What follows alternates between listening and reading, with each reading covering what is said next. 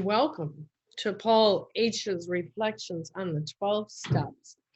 Welcome, everyone. Again, this is not an AA meeting. This is one member's take on the exact nature of our wrongs. And the exact nature of our wrong comes up on page 64 of the big book. This meeting is being recorded. It will be posted on Facebook in a private group. This is not an all-share meeting. Rather, it's a question and answer on Paul's take of the 12 steps. So we'll get started in a minute.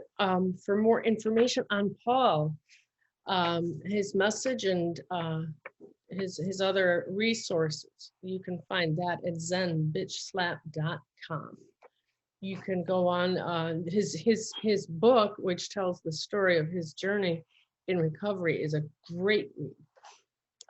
You can find that there. There's you can find all the videos and recordings. There's also some t-shirts. We are here. You know I'm gonna plug you. And I'm so grateful. Anyways, we are here both on Tuesday and on Thursday at 10:30 a.m. Pacific time. And so I'm really glad you're here. Paul, let's get rolling. You mentioned steps 6 and 7. So let me read a little bit. I'm gonna start on the page of bottom of 75, which tells us we've just completed our 4th step with our sponsor, right? And there are very specific instructions here that we follow. We return home. And you're gonna make me laugh all the way through this, Paul. So returning home, we find a place where we can be quiet for an hour, carefully reviewing what we have done. We thank God from the bottom of our heart that we know him better. Taking this book down from our shelf, we turn to the page which contains the 12 steps. Carefully reading the 5 proposals, we ask if we have omitted anything, for we are building an arch which we shall walk a free man at last. Is our work solid so far? Are the stones properly in place? Have we skimped on the cement put into the foundation? Have we tried to make mortar without sand? If we can answer to our satisfaction, then we look at step 6. We have emphasized willingness as being indispensable.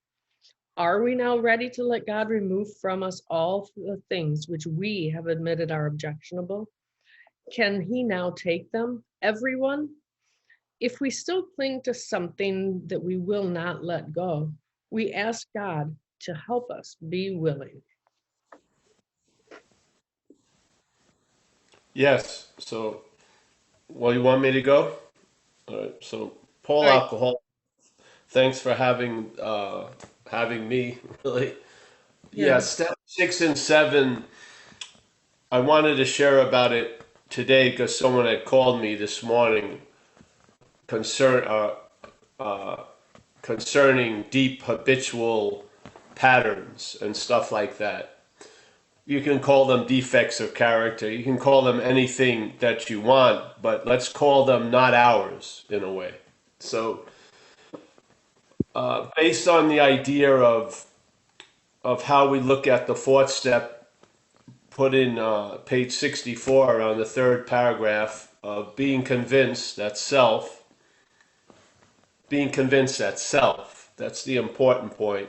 Manifested in various ways is what has defeated us. So this is one way of looking at the 4th step, which also is the way you look at all the other steps, really. So being convinced that self, manifested in various ways, is what has defeated us. We will now look at its common manifestations. And then the next paragraph is resentment.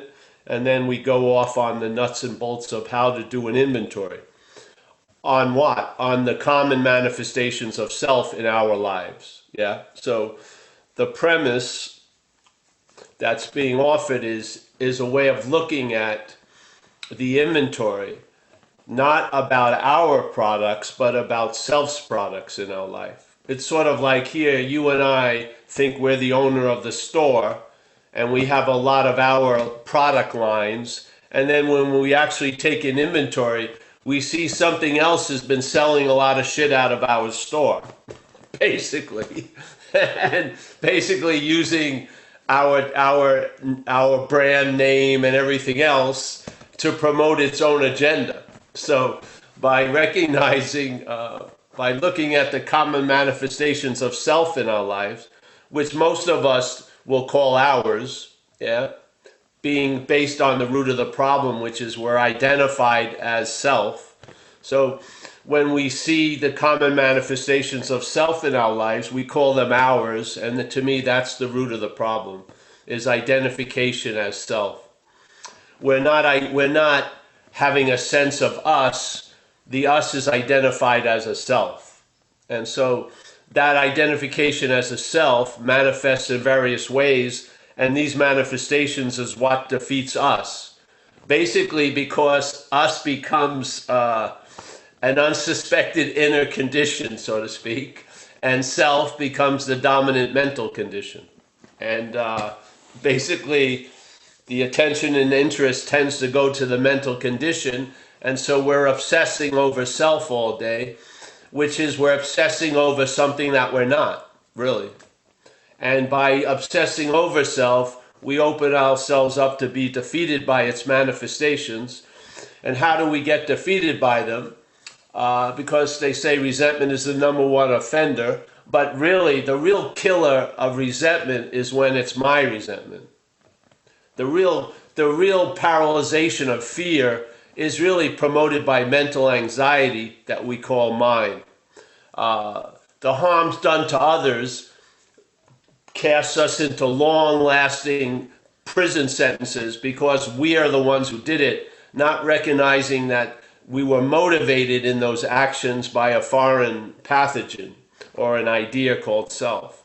So this to me is a pivotal premise because of my own experience in relief from the bondage of self was seeing that that self was other than me.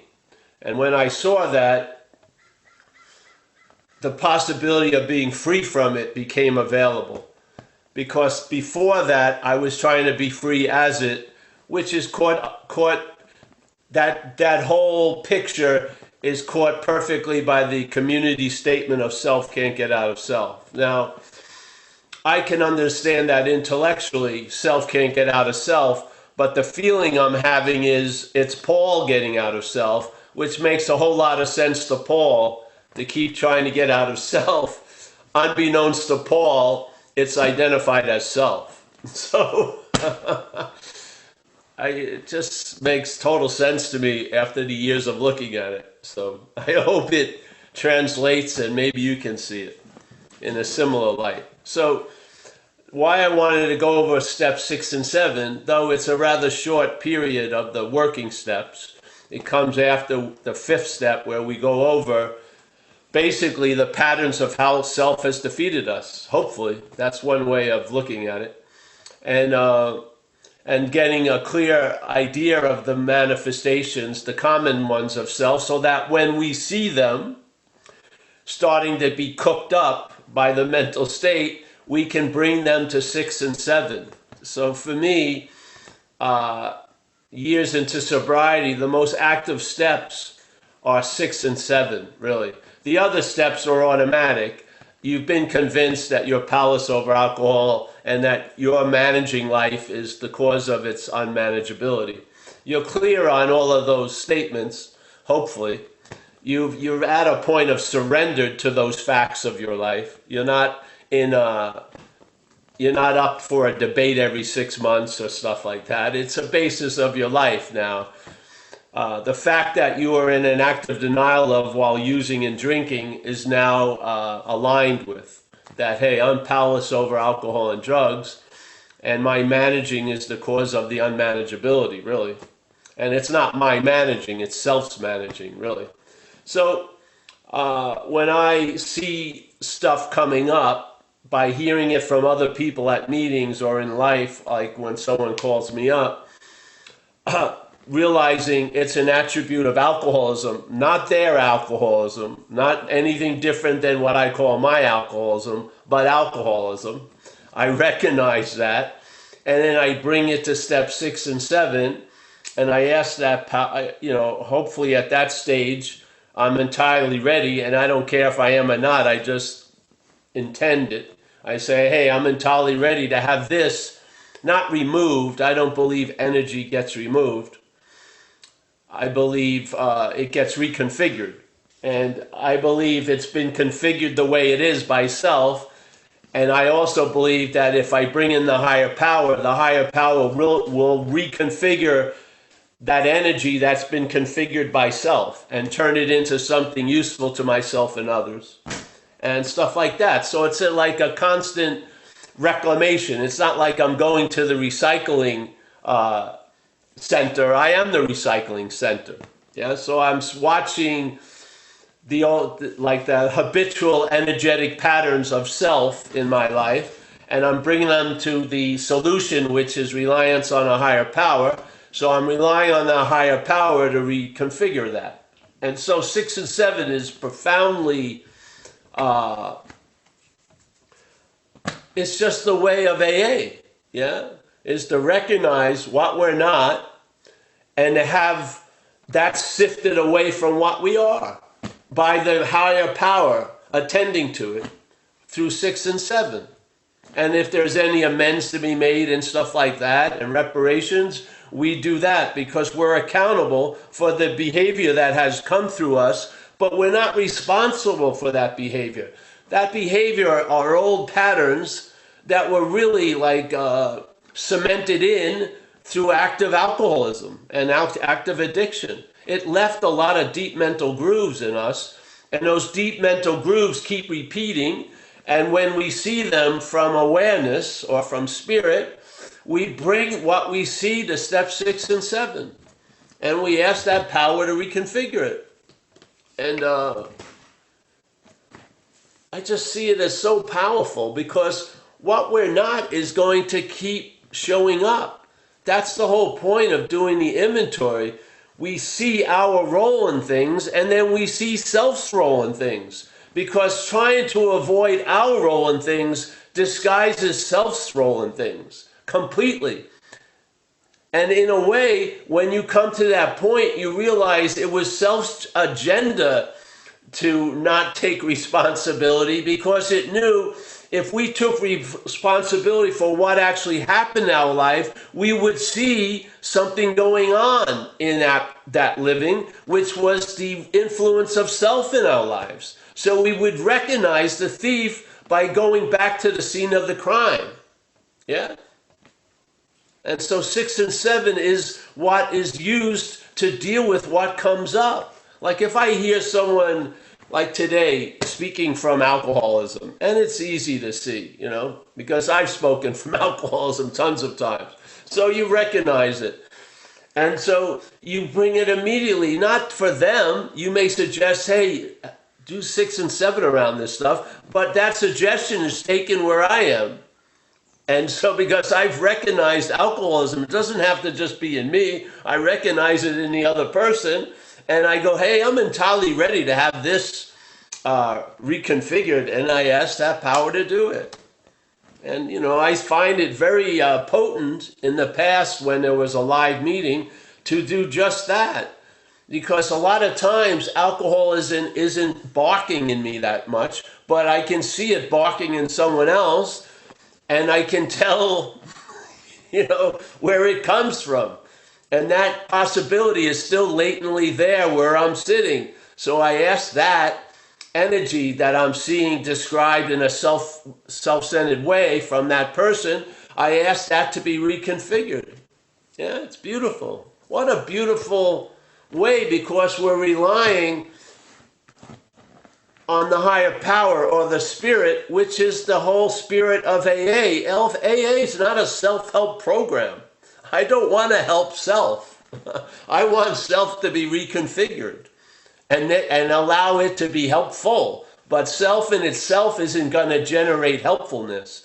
It generates wanting to be right and seeing the other people who are wrong. It has a very skewed, very black and white view, and it's pathological in nature. It's like parasitical. It doesn't have a life. It's living off of us.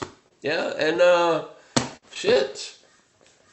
If you can recognize your role in things, you're going to see its role in things. And maybe you'll see a lot of what your role in things was its role in things. And maybe that's the freedom from the bondage of self. Because usually most people I meet are bound by guilt and shame based on what they did while under the influence. They haven't had the relief or the release that the real sense of powerlessness provokes, because they're still owning the actions that were done through them by self. And I feel like there's a possibility to move on from that and start really recognizing our role in things and also self's role in things, and see that self's role in things isn't our role in things. They're different, very different. And I would love to have self's role in things get reconfigured so I can be of maximum use to myself and others. Yeah. So thank you. Thanks, Paul. Thanks so much. We got some questions today. We're going to start with Meryl. Let me find her and get her unmuted.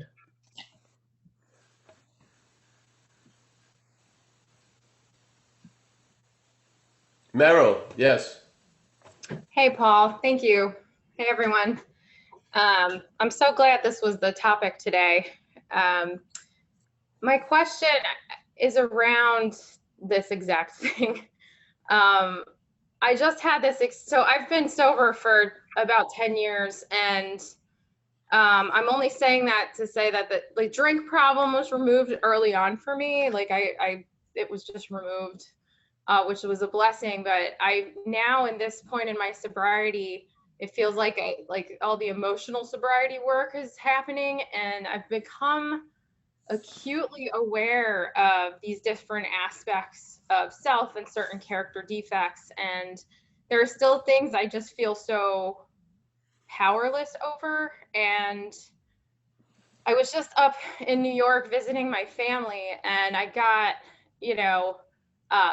kind of caught in this family dynamic that I didn't belong in and didn't want to be in. My parents were fighting, and I left. I left the space, and I went and I sat next to a tree, and I just noticed all these different aspects of self, I guess, showing up. Like there was the aspect of self of seeing them as sick and suffering and having compassion, and knowing that this is just their deal. Then there was the self that was, I'm going to go rage and yell at them. And then there was the, I'm going to fix this self.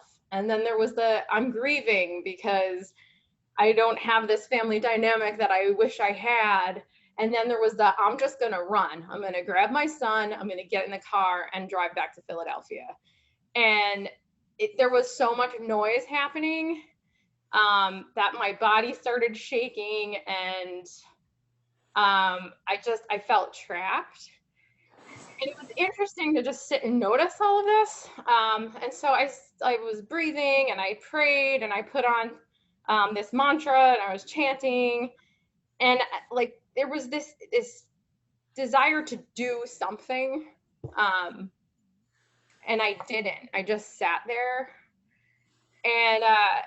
and then I had this experience where this gentleman just like walked up to me, and we started having this conversation that completely brought me out of all of that, right? Like here's this power showing up in the form of this man who pulled me out of this situation. It was something I didn't do, which was a gift. And I'm glad that I didn't run, so I didn't miss that happening. But I guess what my question is it a 6 and 7 matter? Is it a 10 and 11 matter where I don't want to be so affected by this stuff anymore? Like I know, like my family wounds run deep. I've done therapy. I've done this stuff 4 or 5 times. I would love to be in a place where I can show up and be in full acceptance that this is just who these people are, and not have this desire to act out the way I did, you know, in my 20s, which was to just run and say, F you guys, I'm out. I hope that made sense. But that's Yeah. where, yeah. Yeah. Well, I remember when I came in, they told me, you know, you need to practice these principles in all your affairs, and if you can't, limit your affairs also. Yeah. There's certain things I'm incapable of doing, and that's fine. Yeah. Now, you may be capable of it later, but now, you know, we're not supermen and superwomen. Yeah. You have to have a sober assessment, but all those things you shared about sitting next to the tree, all of them are, they could be the offerings of 6 and 7. Yeah, that's just a suggestion. Yeah. So all that energy that was like translated that way, you know, could be reconfigured. Could be, and it may be perhaps there is a better way. Yeah, trusting the infinite rather than the finite self. Well, to me, the bridge from the finite self to the infinite is 6 and 7 sometimes. Yeah. So you just let that bridge span over and you offer to the infinite these little excerpts from the finite. And you let the infinite rewrite it or reconfigure it or reuse it. And I'll tell you, you don't want self to review self. It doesn't go well. You want the higher power to review self. Yeah, much better. You know what I mean? So yeah, self can't get out of self is the typical thing. Shit is said, and then there's a reaction as if you're the one who said it, and then there's a debate. I can't believe you said that, and it goes on, and then you're in the court of self, and you're getting a lot of fucking, you know, warrants and subpoenas to be here and there, and fuck, you know, you're getting convicted and then paroled and probationed. I'd rather just bring all that shit up to the higher power and let it fucking sort the shit out. Yeah? And if you get into the habit of it, it's sort of like you can see it as mental garbage, and then you just put it out, and then the next morning you look out and the garbage has been taken away. You don't have to watch out the window all night to see if it's going to happen. You start having faith in the process by, you know, applying the process. That's what happens. Yeah. If you apply 6 and 7, faith gets moved from the finite self to the infinite. That's what happens. Yeah. And that's the whole migration that we're in. We're attempting to leave the field or the petri dish of self. Yeah. Not as self, but, and then move towards the higher power. And 6 and 7 is really, on that road, there's a lot of chasms to go over and raging rivers, and to me, those bridges are 6 and 7. Yeah. So that's why I wanted to talk about it. Most of the time when I'm speaking to people, they're speaking from self, so to speak. Yeah. And so I wanted just to bring them right to 6 and 7, because you see, the thing is giving you counsel, saying it's your counsel that it's giving. It's fucking insane that this thing talks to us as us all day. And many of us listen to it as that. We listen to it as us. Yeah. That's the bondage of self. These are just miscellaneous effects of that going off all day. I want to get to that petri dish. Let's be honest about it. Yeah. If I look at my role in things, you're going to inevitably look at self's role in things, because self and yours have been taken synonymously quite a lot. Yeah. And you need to have, you're not there to sort of sift it out. That's the higher power. That's the Holy Spirit in the Course of Miracles. That's the higher view of our own mind. Yeah. Gets put to use. So it takes the information that self is using to convict us, and it uses that same information to liberate us. That's how extremely different it can be. Yeah? So 6 and 7 that's That's like the transfer point. If 6 and 7 isn't done, the bridge just goes back to the same highway, back to you're always crossing the Rubicon. You're never fucking getting anywhere. Yeah. So this is the point of 6 and 7. So I feel like what you shared was perfectly applicable to applying 6 and 7 on. Yeah, and then you saw it. You saw the process work by the guy showing up. You got the fucking, so honor that demonstration. This is how we lose faith in the failed system and gain faith in what works, by honoring when it works. You know what I mean? You had an experience where someone walked over and played the role of pulling you out of the ass of self. I mean, it's like, there is no divine proctologist. It's like an assigned role that the Spirit gives a lot of things in our lives too. Yeah. So a person or a situation or a cat or something will be the divine proctologist that helps pull us out of the ass of self. You know what I mean? This is the higher power, I feel. There's been so many freaking demonstrations. There was one that really blew my mind. I was in India for about a month or so. Yeah. I didn't go to any meetings. I was involved in something else.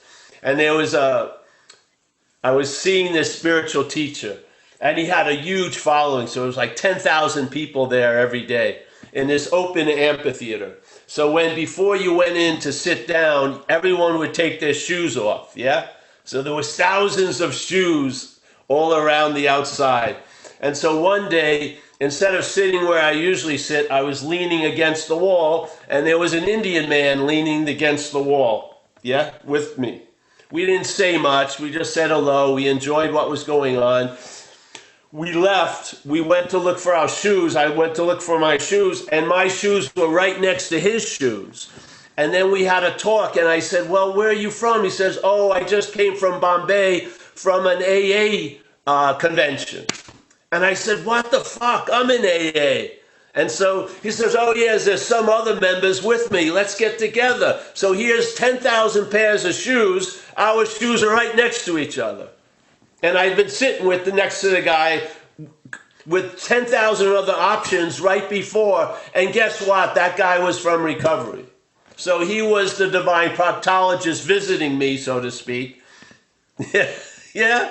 And I honored it. I saw the fucking beauty of it, the grace of recovery. Yeah, so I don't know how to stress more the honoring of the demonstrations of what works. It's really, really valuable, because the head will forget a miracle in a half an hour. It will. And it wants to just harp on bullshit for 30 years. Yeah, you can't just let it stay that way. You've got to be an active participant of changing that attitude.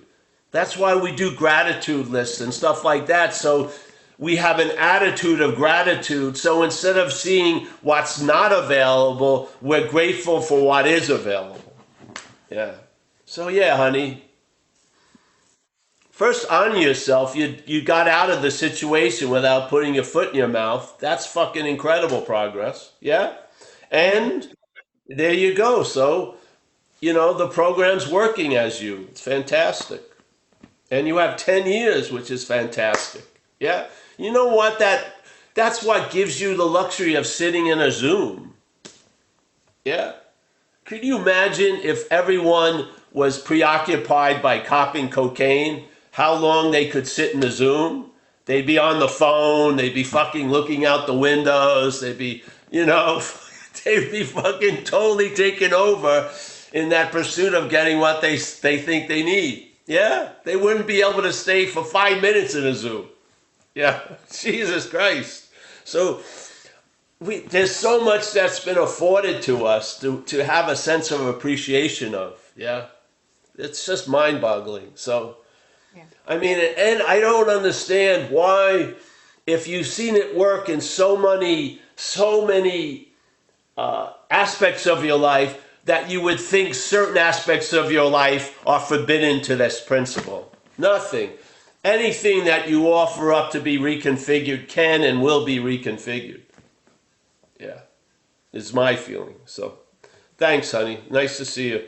Thank you. Thanks, Paul. All right, we're gonna hear from John Woodruff. Can you unmute yourself, John?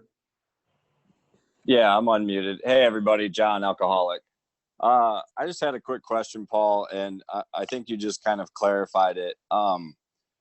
We talk a lot about the manifestations of self, and we usually talk about it in a quote unquote negative way, like saying, oh, you're never going to get it, this, that, and the other. And for me, it's been easy to see that almost the negative aspects, if you want to call it that. And what I'm noticing is a tendency to kind of claim that the good commentary is me more than the bad. So the same activity that says, wow, it's a beautiful day outside, I'm so grateful, 5 minutes later might say, you're never going to get it. And I guess my question is the manifestations of self, can that be almost disguised as positive? Or I guess my question is the mental narrative always not you because you're resting behind that? Or do you get what I'm saying? I don't know how to ask the question, but yeah. It's always not you, but there's nice versions of it. Gotcha. That's what I wanted to clarify. Okay. The nice version is the experience of traveling lighter. Okay. You have a nicer version. So let's say one version was overly serious and basically was like a CNN ticker tape life. Yeah.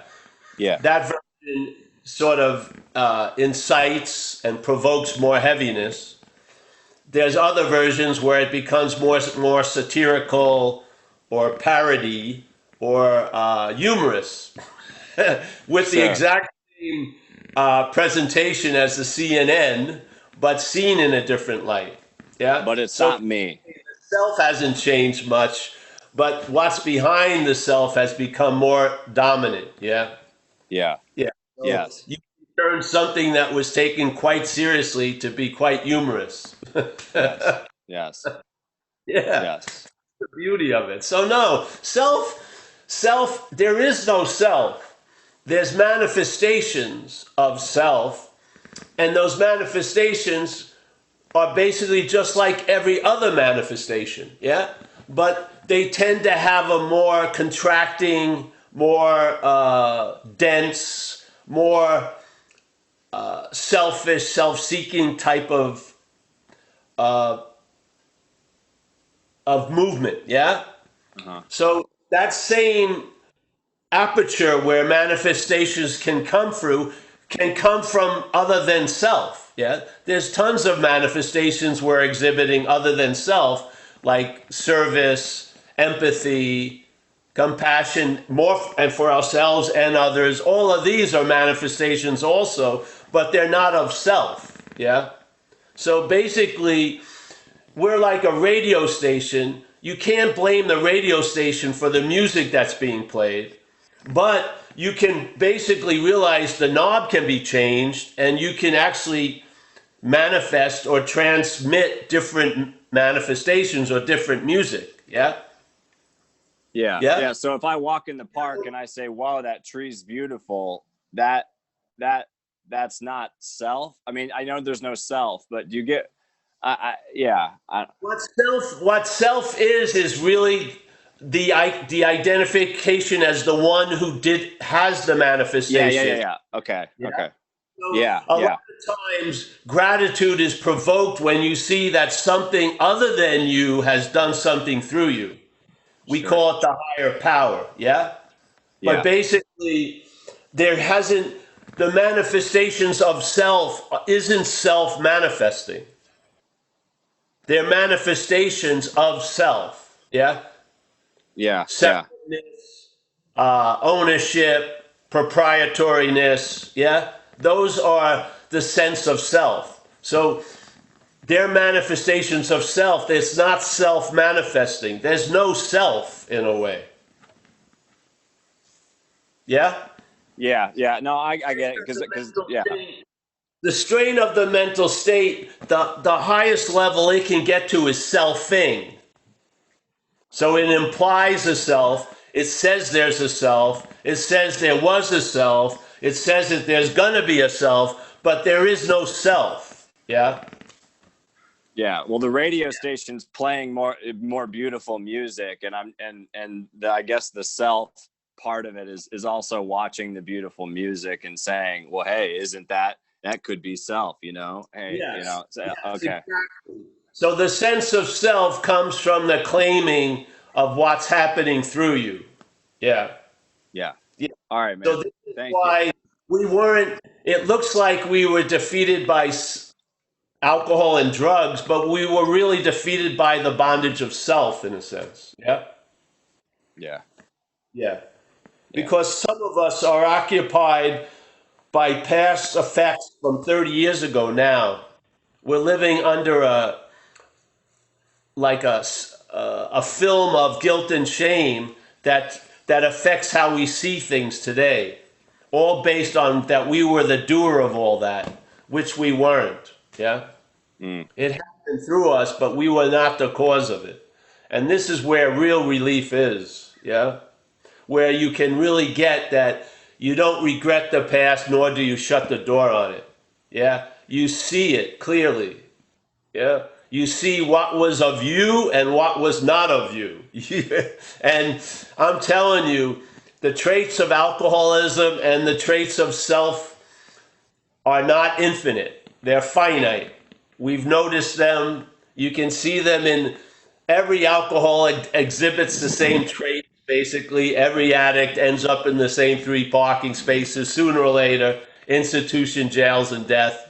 There are some exceptions, but basically that's where we all go because we're driven by the same mental condition. Yeah. We give it the name of self-centeredness, but it's just a mental condition. Yeah. Yeah. Yeah. Claims to be the doer of a lot of shit it has nothing to do with, really. Yeah. Seriously. Yeah. So it's just that we're misinformed by being too informed by a failed system, really. Because we're constantly being informed by a failed system. We're constantly being presented by evidence that's taken to be real, which is false.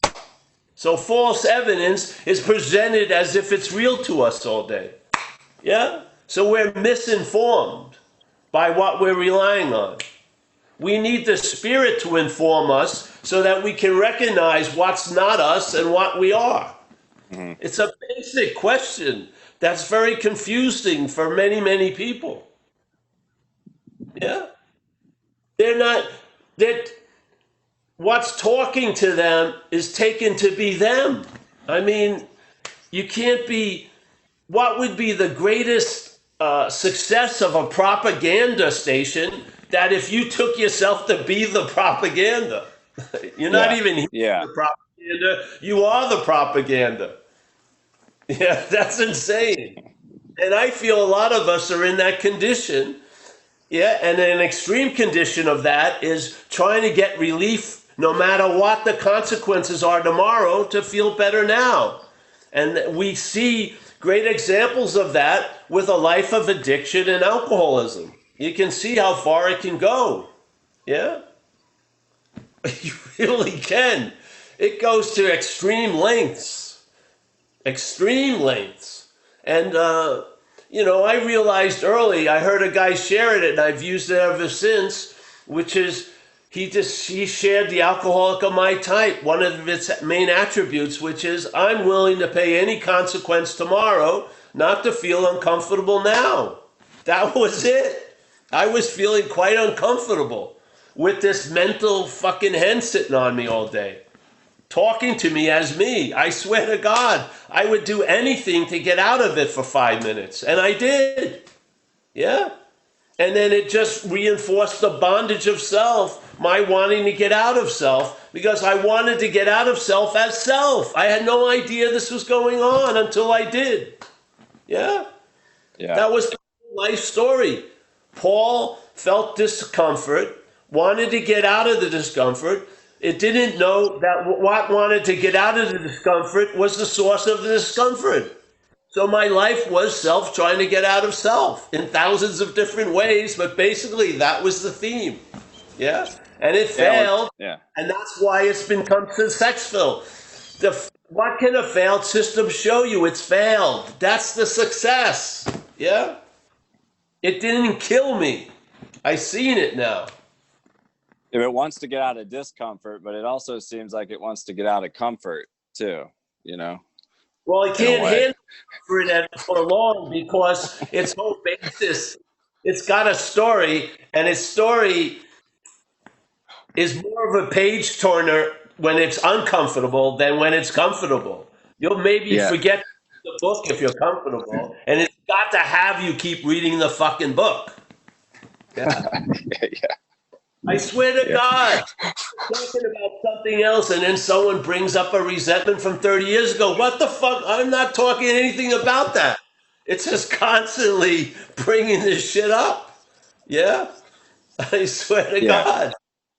It's incredible. So we're not trying to give you a new pair of glasses.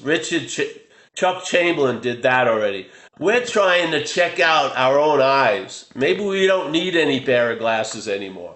Maybe if we felt around, we see we already have glasses on. Maybe if we took those off, we would realize we can see pretty damn good. I don't need a new pair of glasses. I don't need any glasses. I need a new pair of glasses until I realize I don't need any glasses. Yeah. That's what a new pair of glasses finally informs me of. I can be free from glasses also. My eyes work pretty damn well. Yeah, they do. The story, a new pair of glasses. But see, this is what we do. Self, the identification as self, has blinded us to a lot of things. So recovery brings us a new pair of glasses, so it will correct the old pair of glasses. Yeah? All right. So now but the point is, there's a point where, okay, now that the old pairs of glasses are corrected, I'm going to take them off. Yeah, I'm going to Yeah. thank the new pair of glasses. They've been great. They've shown me something, but now I'm going to take the old pair of glasses off. Yeah. Yeah. Because I Yeah. was calling them my eyes, and they weren't my eyes. So I was never feeling around here. I just assumed they were me. No, I was looking through a pair of glasses called self-centeredness. Yeah. Yeah. Now I'm not. I can, I felt around and I realized, hey, they're glasses. They can be taken off. I'm not self. Yeah, these aren't my eyes. I'm going to take them off. Oh, I've discovered the eyes I've always had. Yeah. Yeah. Yeah. I mean, when I was a kid, I could, I, I recognized the love of my mother and my grandmother. There was no confusion there. I wasn't suspicious they were going to fuck me over. None of that. I could recognize love and everything. What happened? Some glasses were put on. I started looking at everything from a self-centered view. I saw how everything pertained to me, the me that I actually wasn't, and then I lived a defensive strategy the rest of my fucking life. I saw love as a threat. Love is going to make me vulnerable, and I can't handle the intimacy. I'll fucking explode. So let's avoid that at all costs. Was that coming from the spirit of the kid? No. It came from the development of the brain. The mental state developed, and then love became a fucking threat. Can you imagine that? That's insane. Well, that was just one example. It did that quite a lot to a lot of topics in my life. To the point is, the only solace I could have was a fucking extreme shot of cocaine in my fucking neck. Yeah. I wasn't, to me, living on the edge would have been go into a fucking job interview, you know, feeling someone loving me unconditionally, not fucking shooting up and getting into hassles with the cops. I was familiar with that. That was my strategy of avoidance, going to job interviews and having to sit with someone loving me unconditionally. That's what was unbearable. The light was unbearable to me, unless I could control it. Yeah, Yeah. slavery of self. All right, we got a couple more questions, Paul. Yeah. So let's bring in Dave. Oh, it's Dave from Staten Island. How the hell are you? I don't know if you remember me. I'm I Jeff W. remember Staten Island, so therefore I Jeff can W.'s remember good. you. I'm Jeff Let me- W.'s good friend. So good to hear you, and so thank you for confusing me. I'm kidding. I think maybe people on this thread may be afraid to say that you confused me, but that's fine. I love hearing you. I love listening to you, and I learned a lot today, and a lot of things came up. And I'll try to make this as succinct as possible. The two things I learned about the Course in Miracles is a miracle is a radical shift in thinking. And this question did not come up because I wrote a few questions, but this following question did not come up until you mentioned that. If the miracle is a radical shift in thinking, can that be the same or construed as the entire psychic change that Sophia talks about? Yes, I of suppose course. it could. Yeah. I suppose it could be. Okay. Yes. Okay, great. Yeah. And the other thing I learned was one problem. I only have one problem: separation from God. So, and the things I learned, which is wonderful. So, in other words, I can see the trees the birds flying on the sky. I am not flying with them. I'm the observer. The same thing as the observer of my thoughts. But as you know, Paul, I'm not going to go around all day mumbling the third step prayer. So, if I am not self, why do I need to be relieved of same? That's another question. I have a lot of questions. So I've accessed the power. I am not the power. It's the only way, but I have the power now. Lacking God was not my power. Lacking the power was the problem. So I've accessed the power to take steps 4 through 9 in my life. That's the only way I was going to do it. It was not me doing it. I get that.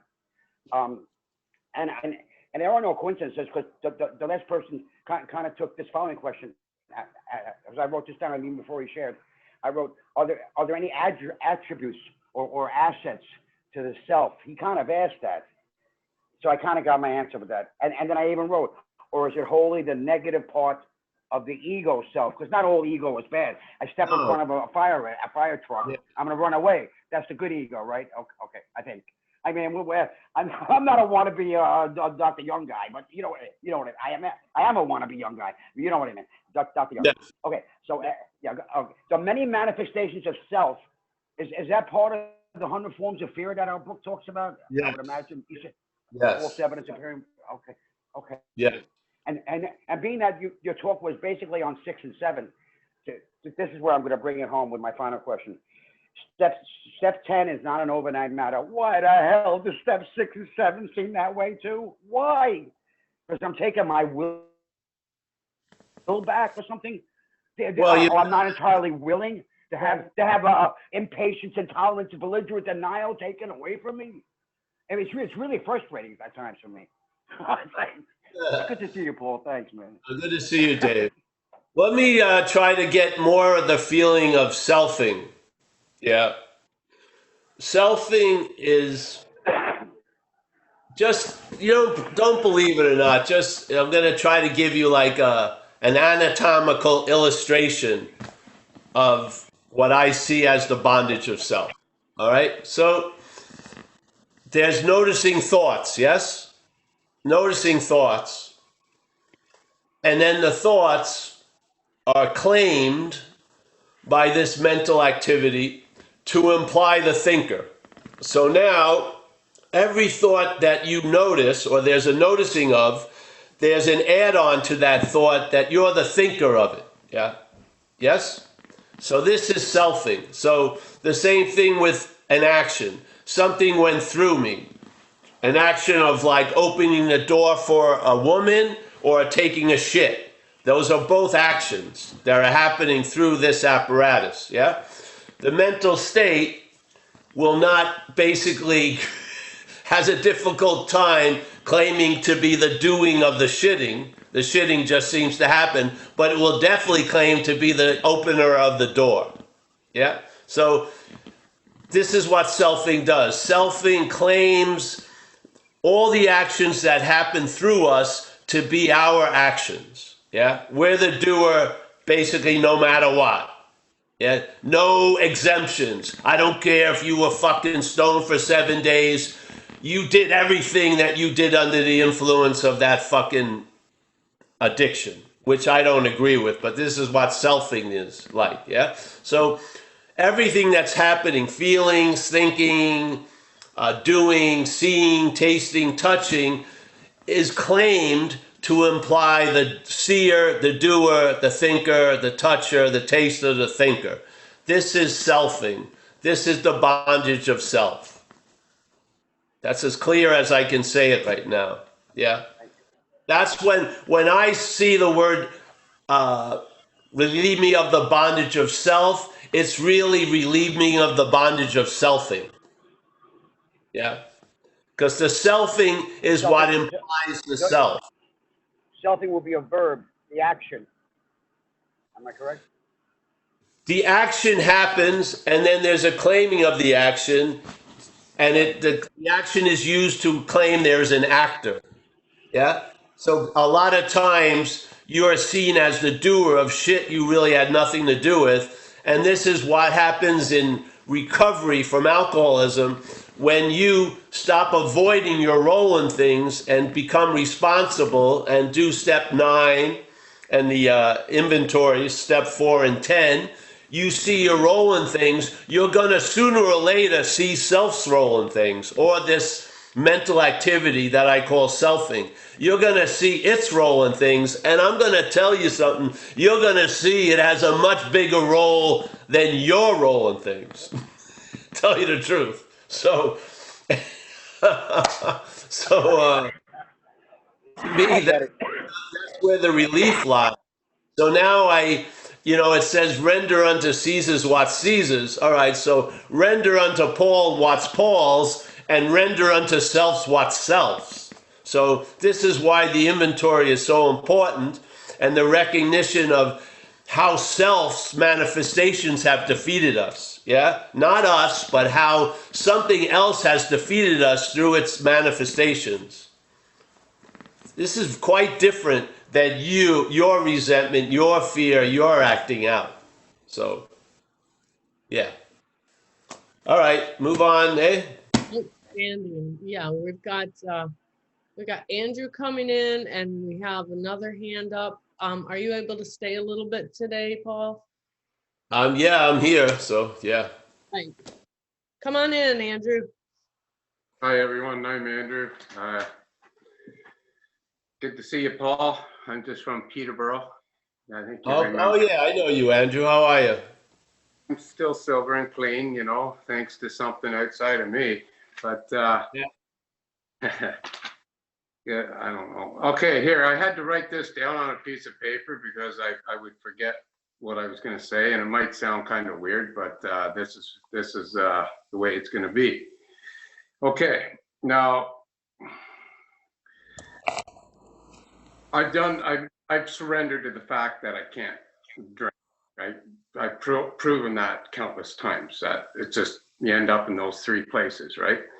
And I've proven that. So I surrendered to that. I've cultivated a relationship with something that's expelled that obsession, right? And I've worked the 4th and 5th step, and I've done the other steps. Sober for 6 years plus 6 months, something. I've lied, I've cheated, I've stolen in recovery, right? Those are defects as far as I'm concerned.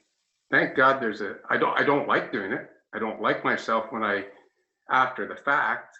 I'm not a saint, right? Like they say.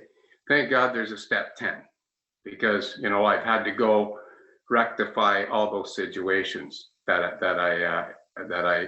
when I did that, right? Which is good. However, big word, however. But Yeah. I'm just wondering why I feel so comfortable hanging on to old ways, which is rebellious natures, right? I have trouble conforming to societal rules and implementation through society from authority figures. I have difficulty conforming to those, and it's actually today it causes I feel comfortable though going to that because I've done it all my life, right? It's like that hardwired pathway in my mind, and I know it's causing ability. I know that it talks about. I'm gonna answer my own question here. Yeah. And I know that in order to relieve me from that, I need to just think of others, right? Service to others, and that works. And that's probably one of the main reasons I'm on this Zoom meeting today, is because I'm feeling irritability because of the rebellious natures of my old path, right? So I had a conscious download, is what you call it, to say, get on a Zoom meeting, share what you're feeling with Paul and everyone else. Maybe there's someone newer here that's going through the same thing, and maybe they'll get more out of our conversation than I or you get, right? I don't know, but this is what I'm doing, and that's my question: is those hanging on to those old ways. It feels comfortable, and I need to let that go somehow. So, Well, why don't you, again, I think it's applicable to 6 and 7. So when you recognize these old patterns, that there's a cherishing of or a comfortableness in that, it doesn't matter if you feel like you mean it or not. Just state you're entirely ready to have that reconfigured and ask that power to do it. You've done step 9 around it. Now do step 6 and 7 before it. Yeah. Yeah, this is why we're having this share today. I think a lot of times 6 and 7 is an underused valuable resource in the way of life of AA. Yeah. I think people believe it was just worthy of a paragraph and you did it after you did your share with the 5th step, but they don't see that it's really a lifelong recognition of what we're not coming up, yeah? Because see, what we call our life there's 2 lanes on that highway. There's ours and there's that what we call self's lane. And we need to recognize self's lane, self from our lane, which we have a clarity about now. And so when we recognize self from our lane, we can offer it up to the higher power, yeah? Hey, I'm entirely ready to have this aspect that I've called mine all these years, this aspect of being comfortable resisting authority, even though it's been jackpotting me, yeah? I say, hey, I'm entirely ready to have that reconfigured by this power, and it will, yeah? That's what, just like you got relief when you did your 9th step, you're going to have things that were like a deep mental groove are going to be changed, inevitably. Sometimes quickly, sometimes slowly, but they will be affected, yeah? So yeah, I think you just shared a lot of meat you could have removed from your table by turning it over to the higher power by 6 and 7. Really. I don't like the word remove because I don't believe energy can be removed. I believe energy, like they say, can't be created nor destroyed, but it can be reconfigured, yeah? In other words, if it's been put in the shape of a pretzel, you could straighten that out. You can't. We've realized that, but the higher power can. So you recognize certain patterns of pretzels, you offer them up, and then maybe it turns into a breadstick. I don't know. Maybe it's better. So this is how I see it. And I think what you said, first of all, I want to congratulate you or just to honor your sobriety, because I remember meeting you outside the hall that time in downtown Peterborough. You were an agitated sort of character. And it's really, I mean, I'm really happy that I've known you these years and seen you stay sober. That's a miracle. It's awesome. Yeah. Thanks. And the Thanks. clarity of how that was exhibited by your share is awesome. So, yeah. I'll never forget what you said to me, and I repeat it quite often to a lot of people, right? I remember asking you at the bottom of that stairwell on George Street, Peterborough, I said, Paul, will I ever be free from bondage of self? You looked me straight in the eye and you said, no. And I'm like, oh, God. And then you said, well, just a second. When you're free from bondage of self, you won't know it, but other people will see it. Yes. And I'll never forget you saying that, and I repeat that to other people, and other people have got a lot out of that. So it's amazing how this works through all of us into other people, right? And it's truly Yeah. a gift. It's truly amazing. Yes, because first of all, it's one of the joys. There's these people, you know, I have this privilege to go to New Jersey, usually on the same trip I go to Canada. And I go to a rehab there for 12 or 13 years now, like twice a year. And I do 3 days of talks, yeah? And in those, so I've seen thousands of people coming into this rehab. It's like a big facility. They have houses and everything. And some people I met when they first came in, and I just knew they were going to stay sober, yeah? They just had that willingness and stuff. These two people, I don't want to bring their names up. But so then I'd be away, and then 6 months later I'd come back, and they were sober. 6 more months, yeah? And I could just see the transformation. Not that you would see it if you were watching them every day, but because of some time, yeah? I'd be away 6 months, I'd come back, and now they're both sober. They've got like 9 years. It's just fucking amazing. It's just a lovely, it's like watching a flower grow, you know? You go away, come back, and it's just grown, and it's more open, and there's other flowers growing near it, and they're sponsoring people, and it's just an amazing, recovery is such a amazing, contagious thing, yeah? When we get infected by it and the willingness and shit, it's unbelievable. So much more power generated in recovery than in the bondage of self. Way, way, way more. And it's so funny that we keep pledging allegiance to the old God when the new God is so much more available and just got some major mojo.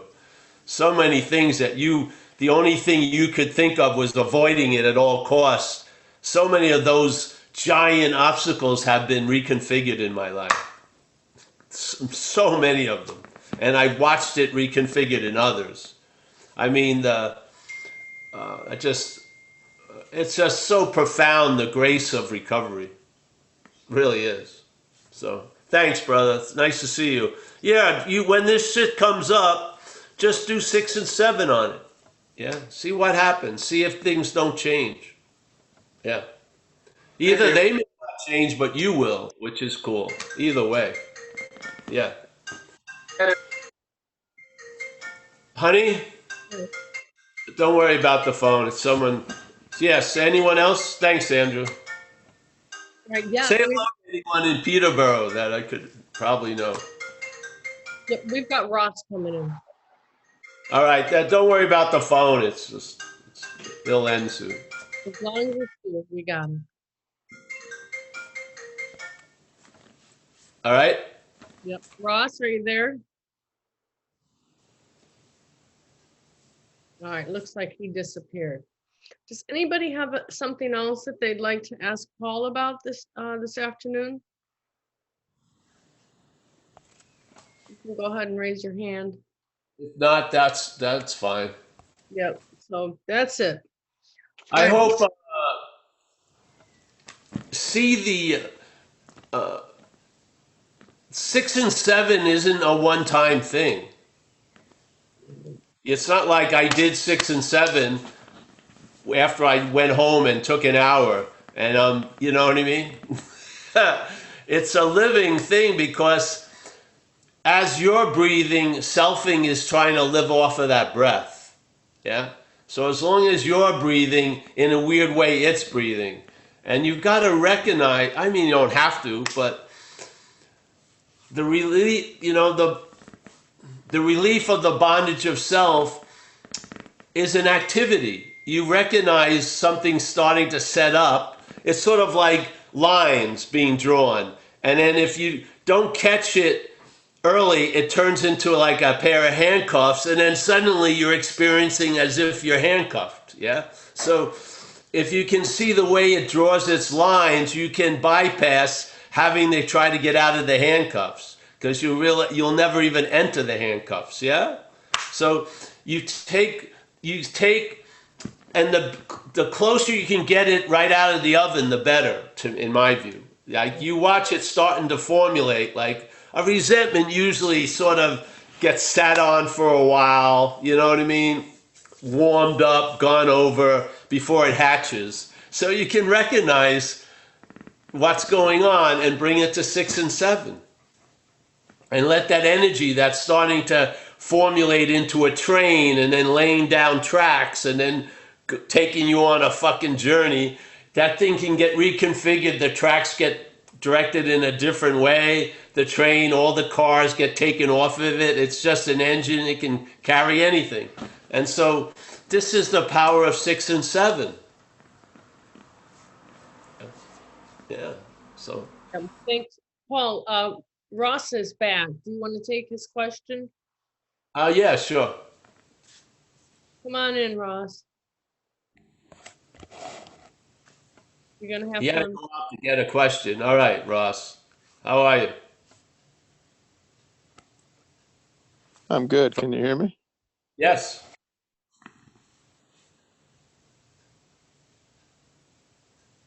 I just lost him. Yeah, he's gone. That's it. Hello? No, here he is again. There he is. Okay. Sorry, You're- the way that you guys control the mute confuses me. So thanks for bringing up 6 and 7. That was when I did the 12 steps a few years ago. That was where the most powerful part for me, because I could feel the bondage of self, how I held it close to my heart and identified all those mistakes as being me, all those behaviors. I'm at a point now where I have a lot of freedom from the thoughts in my head, but now stuff's kind of welling up in my heart. And you used to use the analogy of the jockey a lot, like how alcoholism rode us like a jockey. In some ways, I feel like I'm the jockey riding the selfing now, and I don't have control of the horse, like instead of having an idea that I take as mine and run with it, I get these emotions that come up, and it's all I can do to not, just kind of explode and say inappropriate things. I don't know if that's progress or if that's. I'd say it's progress for sure. Okay. Because I feel like where my head used to get in the way, now my heart's kind of in the way. And I know you talk about trying to come from the gut, It's not in the way, Ross. It just looks at that like that from the head, but it's not in the way. See, this is the beauty of recovery, is a lot of stuff that runs us are beyond thought. They're more registered in feeling or afraid of feeling. And what's beautiful about recovery, if it isn't broken up all the time, if it gets a certain momentum, that shit that runs us from the shadows comes up. Yeah. And then those emotions that were stunted and avoided and denied get their moment in the sun and they'll work themselves out. Yeah. You may do some crying and shit like that. It's all good. Yeah. Yeah.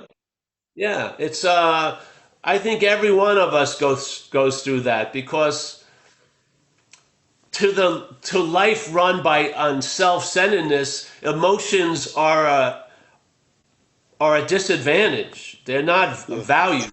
Yeah, they're meant to be stunted and misdirected and forgotten.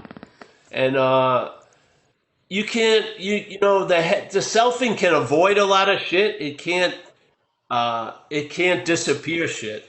And the shit's gonna come up and it gets readjusted. Yeah. I mean, I still cry at movies all the fucking time.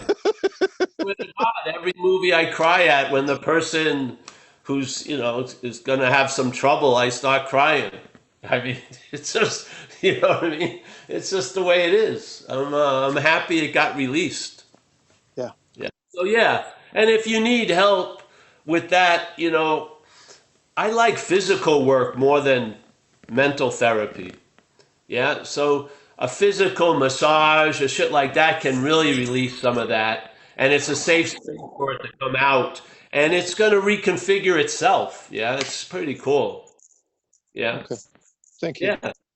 Yeah. You're welcome. Don't take my word for it. It's just my observation in my No, own experience in watching others. There's a point where the emotional sobriety is introduced, and so therefore the emotions have to be reconfigured because they've been distorted by what was saying they were having it. The selfing distorted the emotions, turned them into something that they're not, and so now they've got to fucking reconfigure, and they're bubbling up just to do that. Yeah, yeah, that's yeah, how I. I mean, I felt. You know, that statement, we were incapable of having a viable relationship with another person. That's a yeah, lot of emotional stunting from the disease. And so that has, for you to enter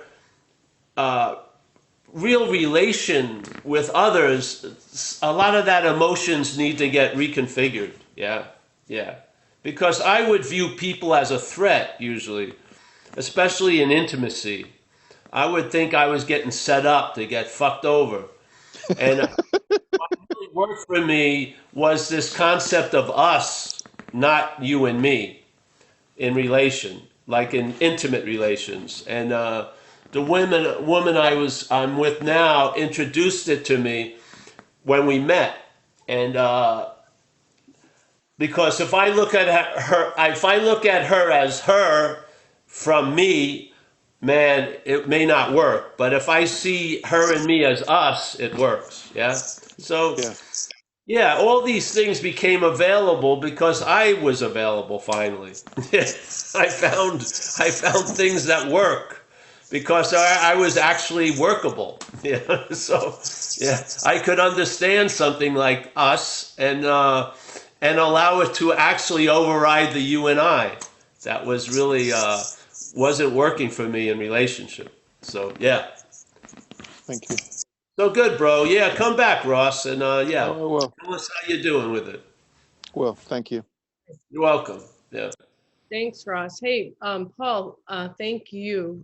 Before you say your goodbyes today, just want to remind everybody, take a look over at zenbitchslap.com. You will find plenty more information on Paul's views. You can pick up his book that is his recovery story, or look at some of his other writings. And I'm putting that in the chat. Thanks, Well, everybody. also remember, I know it's cliche, but this isn't my message, first of all, and they're really not my writings. And, Ah, and noted. I'm not doing these talks. If I did, I'd find reasons not to do them. Really. Mm. Yeah. I'd be too busy or something else. I learned in AA a distinct difference of what moved me before and what moves me now. I think I'm just able to be moved. I don't think I'm the mover. I don't think I'm really the doer or the messenger. I think the message comes through, but it's not my message. Yeah. This is just shit that was revealed by that power that we're introduced to in recovery. And it's really, it's almost like forced humility. There's just no way I could see myself as being the one who has this message. It just doesn't. My mental arm can't reach that far back. It can't. So it's forced me into humility, and I know that power that's coming through me is also resides where you are. And I just, something has talked through me for years, and and I've been the better for it, really. Yeah, I've been used wonderfully. Where before, with my other God, the God of self, I can't say that. I wasn't used too well. I mean, it really beat me up fucking pretty heavy. So this power moving through now is the dominant one. And to me, it's the essence of perhaps there is a better way. Trusting something infinite rather than finite self. That's the whole. So yeah, the books, they're just that same compulsion in there produce the books and produce the videos and produce this everything. Yeah. It wants to express something and it's used me to do it and I'm better off for it. And I'm learning as you're learning, really, because I learned a long time ago I could never be the message. And that's the great news. I can be used by it, but Paul has its blind spots, yeah? Paul has its action figure tendencies. I just don't take them seriously as much. I don't see them as mine, yeah? Nor do I see the message as mine. So it's pretty cool. It's really, to me, the basis of traveling lighter. Just like we say in recovery, humility is anonymity, which is what but humility is the primary principle in a sense. Yeah, yeah. The sponsor isn't doing anything. It's the grace that moves through the sponsor, through the verb of sponsoring that's doing something. Yes? These people that think they have 30 sponsees, there's no one to have 30 sponsees. There's sponsoring. Yeah? It's a verb that we're sharing. Hopefully the emphasis is on the verb, not on the nouns. Yeah, that's the world of self.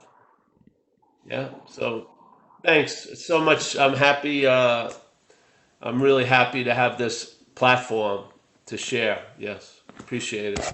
I'm gonna say goodbye to everyone and yeah. Let's see. Let's go back to Mike. Mike and is one of the mainstays. It's because of him and David and now Michael and the lady today that allow this to really happen. So let's thank them, to tell you the truth. And let's see Rob Farr, Andrew from Peterborough, Robert, nice to see you, Robert, there. Walter from the Netherlands, always good to see you, Walter. Thanks for that tip about the Zoom. Marty, nice to see you, Marty. Yeah, he's the main representative of Who Am I? Self-inquiry here at Zen Bitch Slap. So, Roman, nice to see you as always. Say hello to Barbara. Drew is the cats are busy there. Nice to see you, Drew. Yes, one of my main whatever. John Woodruff, thanks for all the conversation, John. Yes, Paul. And thanks so much for today. Appreciate it from Chicago. Yeah. Probably either the third, fourth greatest city in America. New York stands alone. Yeah. Yeah, so let's get that straight. Vicky, it's very nice to see you. Kurt, as always, thank you for the support.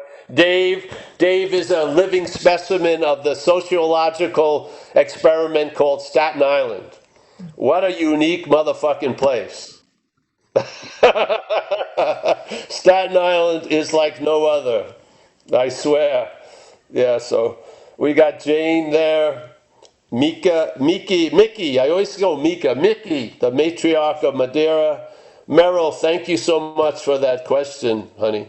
Yeah, and never underestimate the strength of that sobriety that you're in. Yeah, yeah, you're looking pretty strong to me.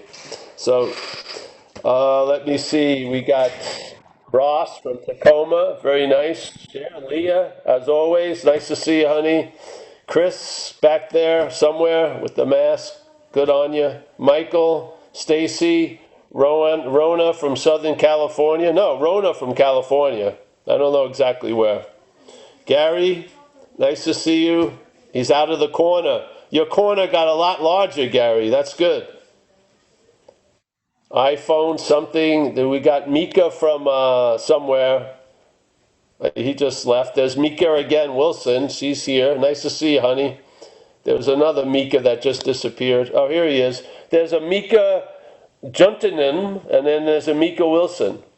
Yeah. Helen, nice to see you, Helen. Yeah? Traveling lighter, eh? Yeah, there you go. Michael Stacy, thanks so much, Michael. Yeah.